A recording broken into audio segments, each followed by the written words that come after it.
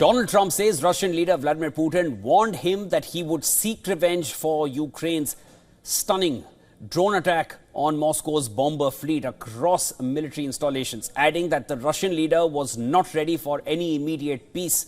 Putin had earlier appeared to rule out a ceasefire or any direct talks with Ukraine. And Trump said that he held a call with the Russian president that lasted for an hour and 15 minutes. In a social media post, the US president said that Putin did say, and he said it very strongly, that he will have to respond to the recent attack on the Russian airfields. Trump added that while it was a good conversation, but not a conversation that will lead to immediate peace. The Kremlin described the call as positive and productive, adding that Trump had told Putin that Washington was not informed in advance about the drone strikes.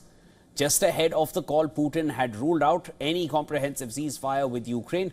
Putin warned that Kiev would exploit any fighting pause to rapidly rearm and strengthen its military position.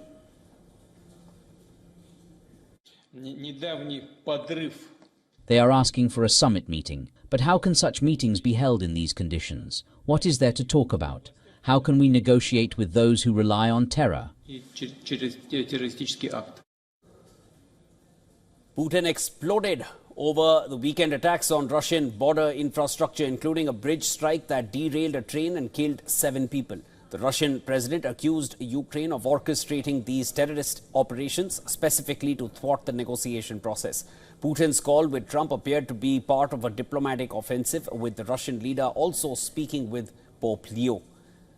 The Vatican said the pontiff pressed Putin during the call to make a gesture that favors peace. The Pope has previously offered to host Ukraine peace talks. The Kremlin said that Putin had told the Pope he wanted peace through diplomacy, but accused Kiev of carrying out acts of sabotage. Meanwhile, Ukraine's President Zelensky urged allies not to show weakness to Putin after the Russian leader threatened retaliation against recent strikes in the call with Trump. Zelensky warned that if the world reacts weakly to Putin's threats, he will take that as a willingness to turn a blind eye to his actions. Meanwhile, Ukraine released footage showing its drone strikes inside Russia.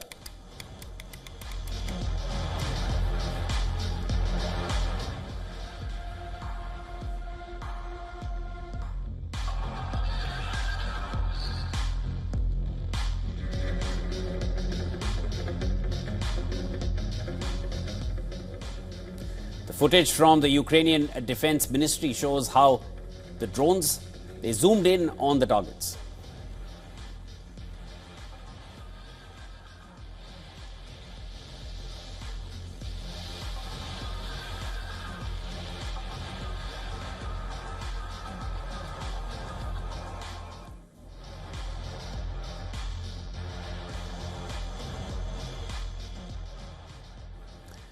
And earlier in the day, I had spoken with John Rossimondo.